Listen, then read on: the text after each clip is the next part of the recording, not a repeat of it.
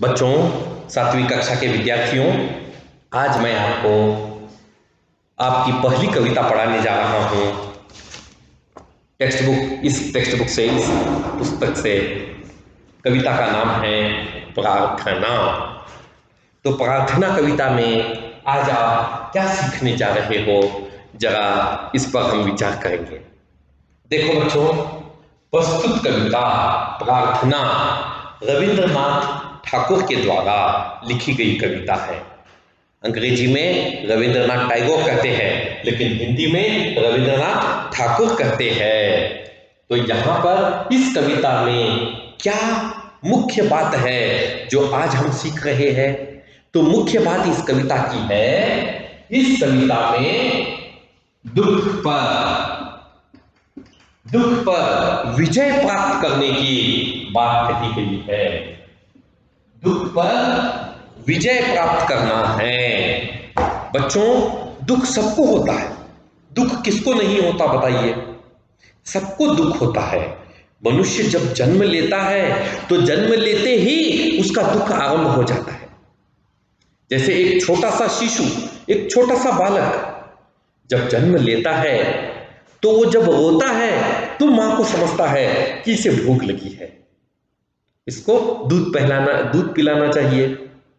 यानी हर एक बात के लिए हमें मेहनत करनी पड़ती है, सहन करना पड़ता है, दुखों को झेलना पड़ता है, मुसीबतों से लड़ना पड़ता है और संघर्ष करके आगे बढ़ना पड़ता है।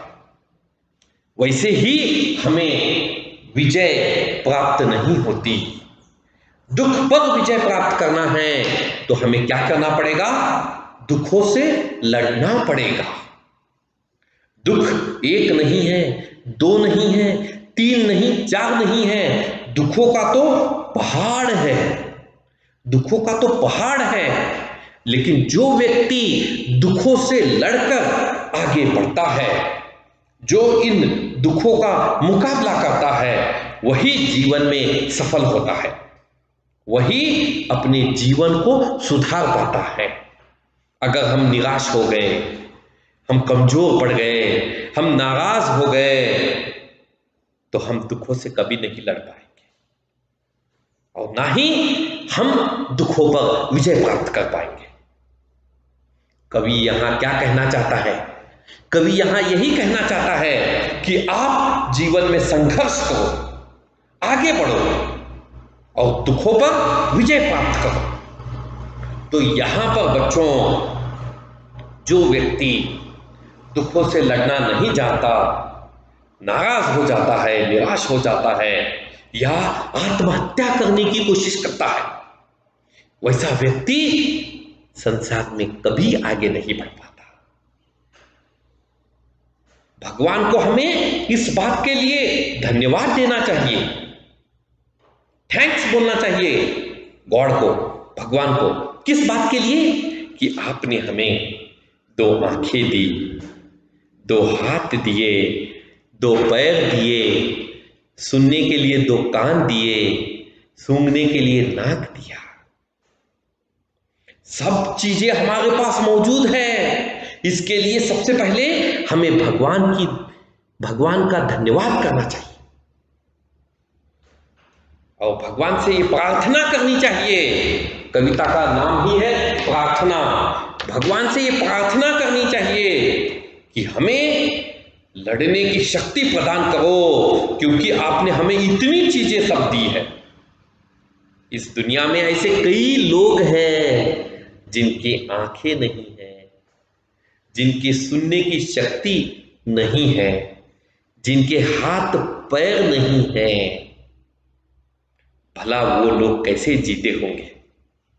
हम तो उनसे काफी अच्छे हैं, हम तो उनसे बहुत अच्छे हैं कि भगवान का दिया हुआ हमारे पास सब कुछ है, केवल हमें संघर्ष करना है।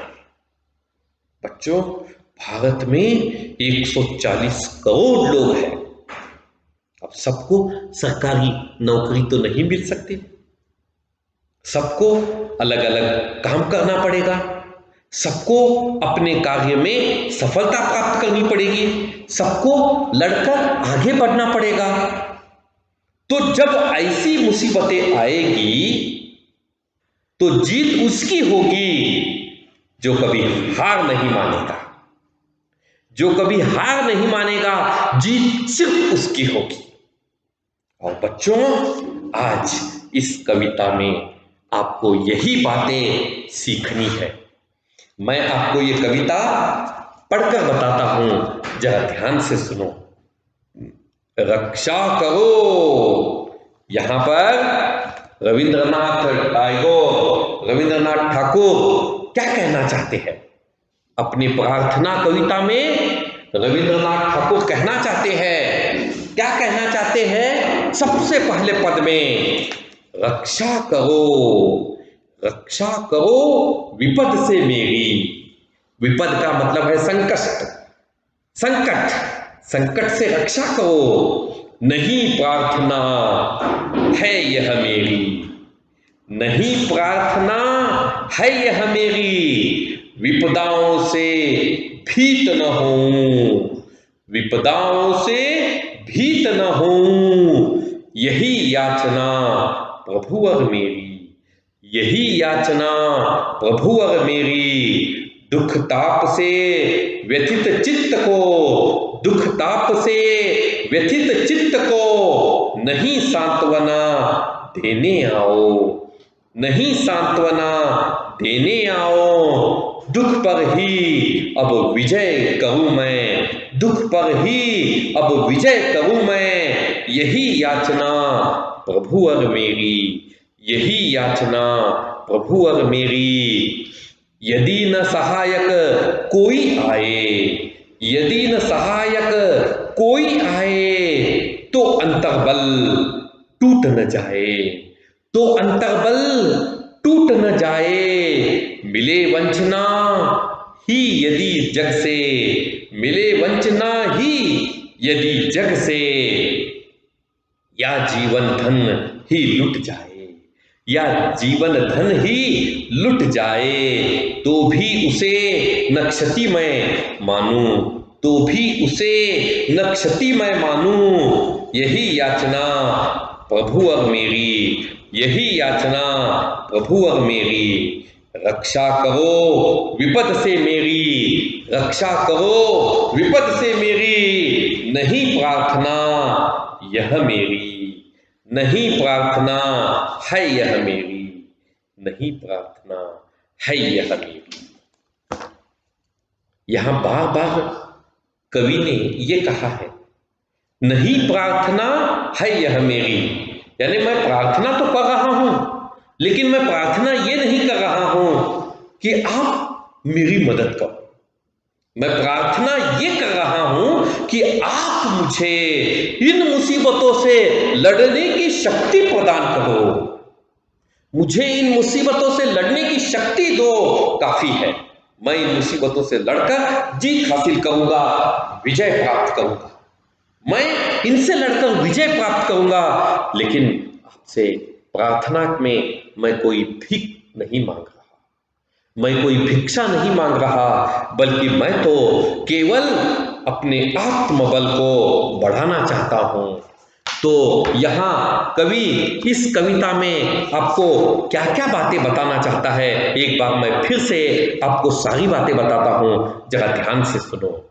प्रस्तुत कविता में कवि रविंद्रनाथ ठाकुर ने भगवान से प्रार्थना करते हुए दुखों से, कष्टों से, विपदाओं से अपनी रक्षा करने की प्रार्थना की है। केवल रक्षा करने की प्रार्थना की है, लेकिन मदद करने की प्रार्थना नहीं की है। प्लीज हेल्प मी, ऐसा उन्होंने नहीं कहा है, केवल प्लीज सेव मी, मुझे बचाओ, इतना कहा है। सुनो, कवि कहते हैं कि हे भगवान, हमारी रक्षा करो, हमारी सारी विपदाओं को दूर करो। मुझे विपदाओं से डर नहीं लगता, मैं इसका डटकर मुकाबला कर सकता हूं, केवल मुझे आपके आशीर्वाद की जरूरत है। मुझे केवल आपके आशीर्वाद की आवश्यकता है। मैं दुख, ताप और व्यथा, कष्ट से पीड़ित हूं। मुझे सांत्वना की जरूरत नहीं है, मुझे सिंपैथी नहीं चाहिए, मुझे इन पर विजय प्राप्त करना आता है। हे प्रभु, आप मेरी सहायता करें ताकि मैं अपने मनोबल को और प्रबल कर सकूं, मैं अपने मनोबल को, अपने स्टेमिना को बढ़ा सकूं।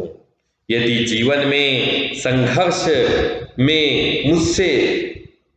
मुझे कोई साथ ना दे, यदि इस जीवन संघर्ष में कोई मुझे साथ ना दे, तब भी मेरा अंतर्बल नहीं टूटेगा, मेरा अंतर्बल कम नहीं होगा, नहीं टूटेगा। यदि मुझे जग से केवल वंचना मिले, वंचना यानी धोखा, धोखा मिले, धोखे की प्राप्ति हो, तो भी मैं अचल रहूंगा। यदि मेरा धन, जीवन सब नष्ट हो जाए, धन यानी पैसा, पैसा नष्ट हो जाए, जीवन नष्ट हो जाए, घर परिवार के लोग बिखर जाए, तब भी मैं इस क्षति से, इस क्षति को अपने परिश्रम से पूर्ण करके दिखाऊंगा। हे भगवान, आप मुझे इन विपदाओं से लड़ने की शक्ति दो, मेरी रक्षा करो, मेरा मनोबल बढ़ाओ। प्रस्तुत कविता में मनुष्य के जीवन में आने वाली संघर्ष गाथा का वर्णन किया गया है। हमें कभी भी जीवन में हार नहीं मानना चाहिए। ಮಕ್ಕಳೇ, ಬಹಳ ಚೆನ್ನಾಗಿ ಒಂದು ಕವಿತೆಯನ್ನು ಕೊಟ್ಟಿದ್ದಾರೆ. ಯಾವ ಕವಿತೆ? ಕವಿತೆ ಹೆಸರು ಪ್ರಾರ್ಥನೆ. ಈ ಪ್ರಾರ್ಥನೆ ಕವಿಯಲ್ಲಿ ಕವಿ ಹೇಳ್ತಾ ಇದ್ದಾನೆ, ಈ ಜಗತ್ತಿನಲ್ಲಿ ಹುಟ್ಟಿದ ಪ್ರತಿ ಒಬ್ಬ ವ್ಯಕ್ತಿಗೆ ದುಃಖ, ಕಷ್ಟ, ಪೀಡೆ, ತ್ರಾಸ ಇದ್ದೇ ಇರುತ್ತೆ. ಆದರೂ ಅದರ ಜೊತೆ ಸಂಘರ್ಷ ಮಾಡಿ ಯಾರು ಬದುಕ್ತಾರಲ್ಲ ಅವರೇ ಜೀವನದಲ್ಲಿ ಸಫಲರಾಗ್ತಾರೆ, ಅವರೇ ಜೀವನದಲ್ಲಿ ವಿಜಯ ಪ್ರಾಪ್ತವನ್ನು ಮಾಡ್ತಾರೆ. ಈ ಕವಿತೆಯಲ್ಲಿ ಅವರು ಬಹಳಷ್ಟು ವಿಷಯವನ್ನು ಹೇಳಿದ್ದಾರೆ. ಒಂದು ವಿಷಯದ ಬಗ್ಗೆ ನಾವು ಮುಂದಿನ ಪೀರಿಯಡ್ದಲ್ಲಿ ಇದರ ಬಗ್ಗೆ ತಿಳ್ಕೊಳ್ಳೋಣ. देखो बच्चों, यहाँ इस कविता में कवि ने नीले अक्षरों में जो शब्द लिखे हैं, ये नीले अक्षरों में जो शब्द लिखे हैं, ये एक एक शब्द का अर्थ, कवि का तात्पर्य सब कुछ मैं अगले पीरियड में स्पष्ट करूंगा. लेकिन आपको एक बात यहां ध्यान में रखनी है कि एक एक पंक्ति हमें संघर्ष की बहुत बड़ी कथा बताने जा रही है. आज मैंने आपको केवल संक्षिप्त अर्थ बताने का प्रयत्न किया है. अब ये संक्षिप्त अर्थ का विस्तार हम अगले पीरियड में करेंगे. लेकिन मैं जाते जाते इस कविता का आपको होमवर्क भी दे रहा हूं. तो इस बार का होमवर्क आपका क्या है, जरा लिख लो.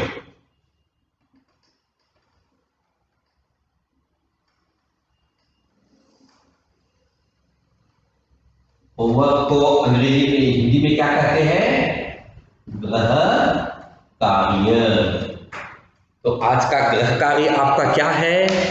तो आपको ये कविता 5 बार मुझे लिखकर दिखानी है और अच्छी तरह से लिखना है. गलतियां नहीं होनी चाहिए, लिखते समय कोई गलती नहीं होगी. और जब भी तुम लिखोगे कविता को, इसे बोलते हुए लिखो, गाते हुए लिखो, ताकि आप इस कविता को अच्छी तरह से याद कर सको और उसके साथ साथ आपकी हैंड राइटिंग भी सुधर जाए, आपके अक्षर भी सुधर जाए. तो प्रस्तुत कविता